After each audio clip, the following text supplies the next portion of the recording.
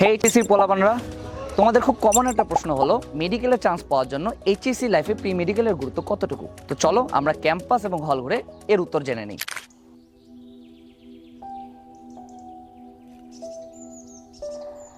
রুদমান, আরে ভাইয়া কি অবস্থা? আলহামদুলিল্লাহ। আচ্ছা, এইচএসসি লাইফে কি তুমি একাডেমিকের পাশাপাশি মেডিকেলের প্রিপারেশন শুরু করেছিলে? জি ভাইয়া, টেস্ট পরীক্ষার পর থেকে আমি একাডেমিকের পাশাপাশি মেডিকেল অ্যাডমিশন ওরিয়েন্টেড পড়ালেখা শুরু করেছিলাম। এটা আমাকে অ্যাডমিশন ফেজে অন্যদের চেয়ে এগিয়ে রেখেছিল। আচ্ছা রাফসান, প্রি মেডিকেল সম্পর্কে তোর ধারণা কি? এটা কি সবার করা উচিত?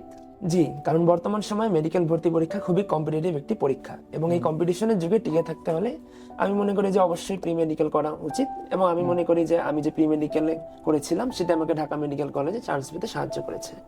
এই তরঙ্গ, তুই কি এইচএসসি লাইফে প্রি মেডিকেল করছিলি? জি ভাই, আসলে করছিলাম। এটা আমাকে এসএসসি লাইফে মেডিকেল প্রিপারেশন সম্পর্কে ধারণা দিছে, লাইক কি পড়বো না, অ্যান্ড আমাকে মেডিকেল কোশ্চেন প্যাটার্ন সম্পর্কে একটা ভালো আইডিয়া দিছে। বাহ, সেরা।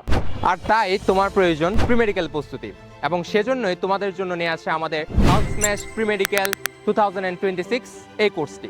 এই এক কোর্সে তোমরা পাচ্ছ ইংলিশ ও জিকে সহ 200+ রেকর্ডেড ক্লাসেস এবং 500+ এক্সামস, যেগুলো রুটিন ওয়াইজ আপলোড করা হবে ফেসবুক এবং টেলিগ্রাম গ্রুপে।